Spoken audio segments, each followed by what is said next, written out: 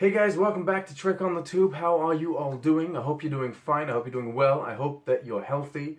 I hope that everyone is healthy in your family. Finally, the day has come for me to talk about Star Trek Discovery Season 2, the physical release, the DVD slash Blu-ray release that they did. I know it took forever.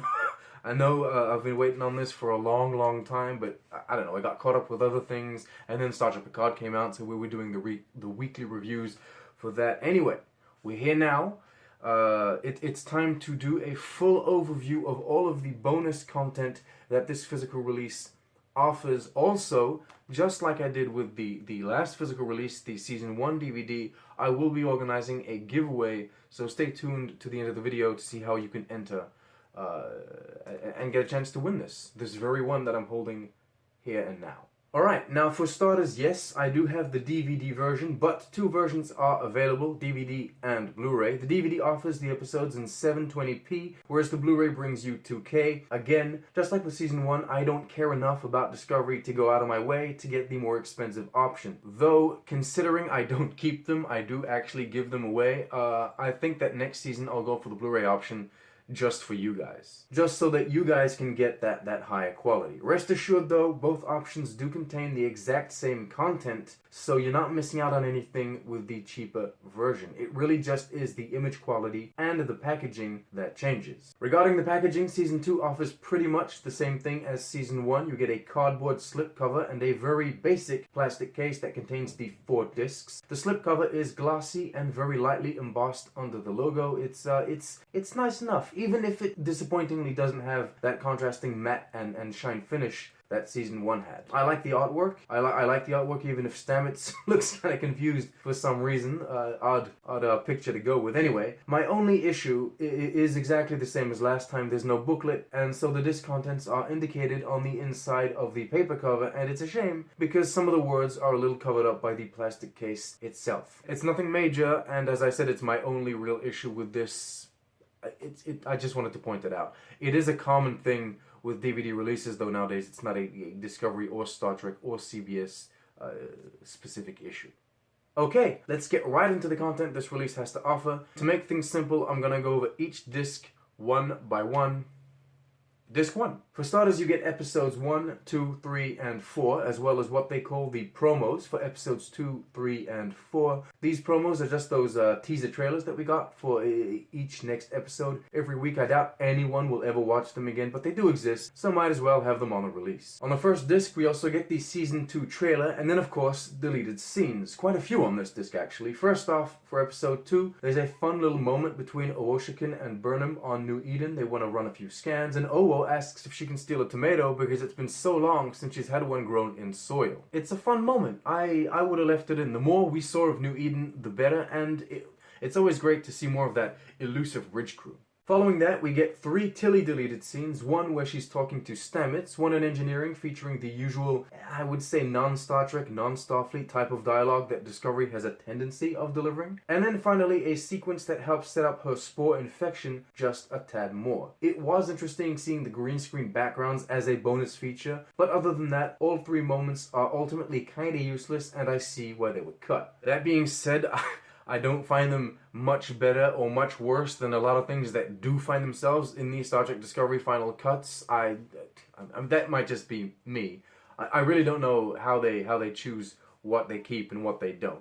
Anyway, we also get a couple of episode 3 deleted scenes. There's a Saru and Burnham exchange, which wasn't bad, actually. It was nice to see them have a moment together. In my opinion, that doesn't happen often enough. And the last deleted scene from the disc is yet another Tilly scene. It's a good thing this one was taken out. You get this awkward trying to be sexy moment between her and her hallucination, which, I mean, as the audience, I didn't know what to make of. The whole thing dragged out for too long, and then continued on into another strange moment that ended up just being annoying. As I said, it's a good thing that this scene got the axe. Disc 1 also has audio commentary for episodes 1 and 2. Episode 1 is done by Alex Kurtzman and Sonequa Martin-Green. Episode 2 is done by Anson Mount and Jonathan Frakes. I didn't listen to them, or at least not in their entirety. The audio commentary tracks are the only things that I skipped. Everything else I watched, and so I can comment on, not the audio commentary. Honestly, it's not just a Discovery thing. I'm not a fan of the concept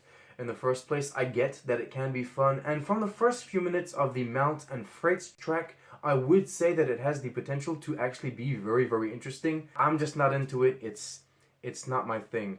So, yeah. Alright, Designing Discovery, a 17-minute overview of the concept and creation of the sets featured in Discovery Season 2. This is where the real bonus features begin. Now this was quite interesting, honestly. Kurtzman, along with many other people from various art departments, talked about all of the new sets that they designed and built for Season 2, along with the importance and basically Star Trek tradition of transforming one set into another. They talk about how the lighting plays an important role in the construction of each set and how they use it to create a certain mood, like for example on the Section 31 bridge. We'll learn about what inspired the Kelpian huts on Kaminar, and of course it wouldn't be a proper Discovery behind the scenes bonus feature if no one said anything stupid about canon. So, we get an absolutely false statement about how Discovery is the first show to ever go inside a Klingon home. Anyway, what follows is Prop Me Up, a 9-minute featurette on the props designed and used in the second season. Featured are the Kelpian knife, the Section 31 phasers, and the various Klingon weapons, as well as the huge AI tentacle they actually built and wrapped around Shazad Latif for the scene in the shuttle. Learning how they make these props, how they come up with these ideas is fantastic and so fun. A lot of hard work goes into creating all this, and it's awesome to get a glimpse of how it's done. Alright, this too. We've got episodes 5, 6, 7, and 8, as well as their respective promos, the Saru-centered Short Treks episode The Brightest Star, and one, what they call extended scene. It's Burnham and Amanda talking about Spock and how he's missing. It was good. It was a good moment. They could have kept it. I guess they took it out because it comes down to a time thing. Episodes probably get too long if you leave everything in. It wasn't a necessary scene, but I did like it. Following that, we get Dress for Success, 16 minutes about the costumes, uniforms, and clothes that we used during the season. We learn about what inspired the Surek gowns, as well as the dress and cape for Chancellor L'Rell. We learn about the materials that they used, we get some concept art, and hear about the embarrassing story of the missing rank on the first batch of colored uniforms. That's right, apparently, when they started filming the first episode of Season 2, there was no rank on Captain Pike's uniform, so they had to visually add that in later with CGI. On a side note, seeing Anson Mount and Rebecca Romaine try on those costumes and hearing them go on about how many fittings they had to do really makes the whole process seem tedious as hell. But I'm glad they put themselves through that because the end result is bloody amazing. I actually do like those uniforms quite a bit. Disc 3 features episodes 9, 10, 11, and 12, as well as those promos. There's a lot of deleted scenes here. For episode 9, there's a Pike, Saru, and Cornwell moment in the turbo lift that I didn't mind. I like Cornwell. I like seeing her. I think that what they did to her at the end of Season 2 was a bit unnecessary, maybe, and there's some uneven writing in Season 1, but generally speaking, I think she's an interesting character, and I would have liked to see more of her. Episode 10 also gets a deleted scene. It's a talk and walk, or walk and talk, however you want to put it, with Pike and Culber. And look, I can't possibly be objective. They're my two favorite Discovery characters, so of course I would have kept the scene, but I kind of get why they didn't keep it. I'm glad they included it here at least, because seeing those rough visual effects is really quite interesting. We now move on to the episode 12 deleted scenes, and there's a whole lot. We get a Burnham, Spock, and Tyler moment. It was useless. A Stamets and Reno scene talking Red Angel suit in engineering. The technobabble sciencey stuff in the first half of that was actually pretty good. I would have kept that. And then the scene drags on into something that I don't like, so scrap that. And then, interestingly, even though I'm not the biggest fan of Discovery, I would have kept everything that follows. L'Rell's arrival on Discovery and her talk about being a prisoner, her discussion about Tenavik with Tyler, and the discussion between Tenavik and Pike on Boreth. All of those moments are good, and I legitimately wonder why they weren't kept in. Anyway, there's audio commentary again, this time with Ethan Peck and Anson Mount. They talk over episode 12, and then Creature Comforts, 15 minutes. Neville Page, Glenn Hetrick, I'm sure you know their names by now. They talk about designing, conceptualizing, and physically creating all of the different aliens that we see on screen. I'm gonna be blunt. I hate the Telosian redesign. I find it disrespectful and unnecessary. Same with the Tellarites, same with the Klingons. Worst of all, the Klingons, I hate the fact that in this season they decided to put hair on them, and they use that as an excuse to, like, that's considered repairing the Klingons. The hair was never the problem. I actually find it insulting that you would think that we're that stupid, but anyway. I also hate the existence of Arium and how she's cybernetically enhanced in a time where none should be around. Well, no humans should be cybernetically enhanced. Anyway, as a character, she's fine. It's just the fact that she's a cyborg that bugs me. But, that being said, I do love the craftsmanship. I love seeing and better understanding how all of these things are done, what materials they use, what difficulties they have to overcome when doing this species or that species. And the hard work that goes into this, just like with the sets and costumes and props,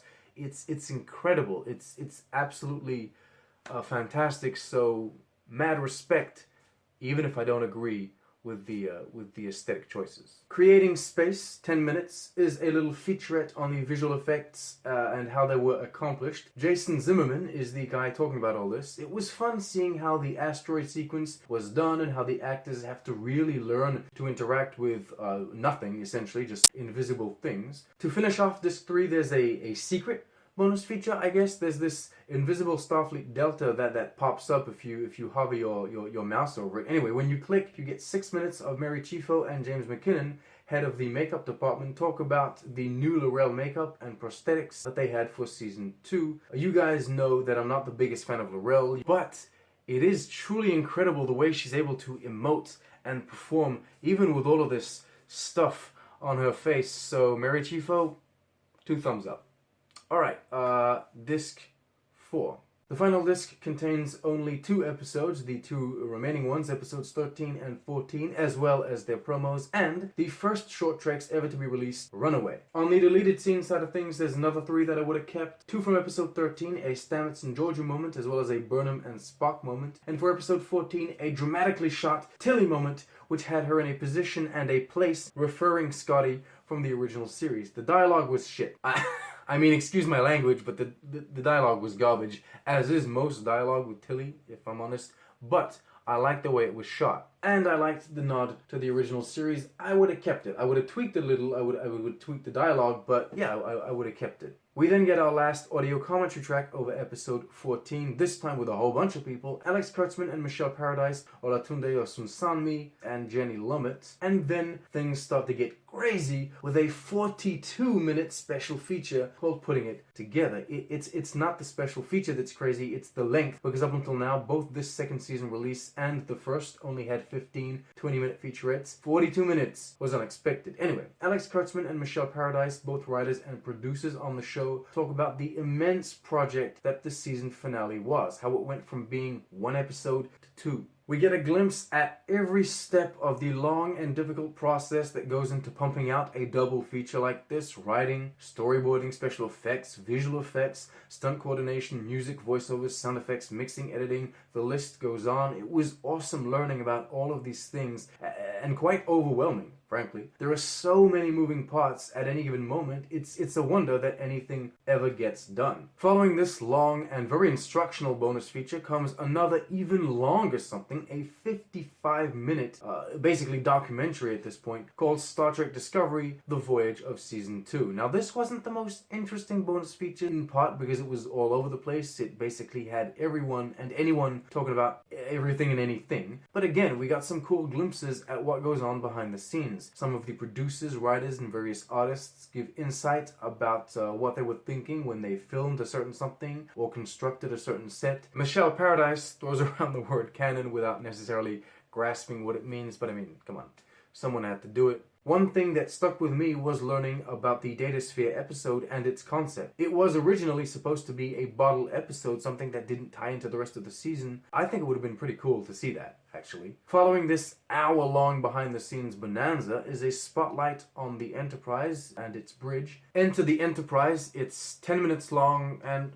look, it's what you expect it to be. It's all about the passion and love and the respect that went into recreating a faithful yet updated version of the original series USS Enterprise bridge. I strongly disagree with the entire 10 minutes. I know that most of you liked the new bridge and the new ship. I didn't. I find it disappointing that the ship and its bridge, as well as Spock's quarters and the corridors, everything was changed. I actually hate it. I'm saddened by it. They have immensely talented people working day in and day out on things that are wrong. There's kind of no other way to put it. But yeah. Anyway. The Red Angel, 13 minutes, is the second to last feature. It's a small expose about not only designing the suit, but also actually physically building it. Multiple departments work together in tight collaboration to create a consistent, high-quality suit for Burnham that we then saw on screen. To finish this all off, the final disc ends with a 17-minute gag reel. It's got people messing up their lines, props breaking, just generally funny stuff from both seasons. So that was nice. That was a nice addition to the physical release. Alright, in conclusion, if you very much enjoy Star Trek Discovery, you gotta get this thing, you're gonna love it. If you're like me and Discovery isn't really your cup of tea, but you're still a fan of Star Trek, I'm sure you will still find something to enjoy, just like I did, but it's not necessarily a must-have. Most of the deleted scenes this time around I think were actually worthy of being kept. The special features didn't have as many people throwing the word canon around, and so the whole thing felt less obnoxious than the Season 1 DVD. I mean, the people we see on camera do seem more aware that Discovery isn't the single best thing that has ever happened to Star Trek, so that was good. There's also the fact that this thing feels a lot more prepared and organized than the Season 1 DVD. I know that they had showrunner problems in those first years, and so it was awkward showing interviews of people that were then fired, but even putting that aside, the first DVD felt a bit slapped together. This didn't. This was nice. There's a lot more content, and the content is way better, in my opinion. It just feels more organized, and I think it's well worth the money. Okay, it's just about time for me to leave, but before that, no, I have not forgotten. This copy that I'm holding right here might be yours. I'm going to be organizing a giveaway. Here's how it works. Now, first things first, please note, A, it has been opened and used. That's how I was able to do this video. B, it is region blocked for DVD region 1, which is North America, so only North American devices will be able to read it, or modified devices, wink wink. C, I have touched it with my hands. Now, I don't have COVID-19, and I am stuck at home, and this thing did get here long before the pandemic started, but you can always disinfect it when it arrives, you know, just in case. Now, all you gotta do is subscribe to the channel and leave a comment on this video with the hashtag giveaway, and that's it. I'll leave the entries open for a week, and then I'll announce the winner on my next video, which should be my original series episode 2, season 1 episode 2 review. And that's it. Good luck if you want this. Remember, it is region blocked for North America, but I don't care. I will send it halfway across the galaxy if I have to, no matter where you live. If you enter the competition and you win it, I will send it to you. That's it. Thank you so much for watching. Remember to like, subscribe, leave a comment, share with your friends. You can support this channel on Patreon by becoming a wonderful patron like all of these other wonderful people. And live long and prosper.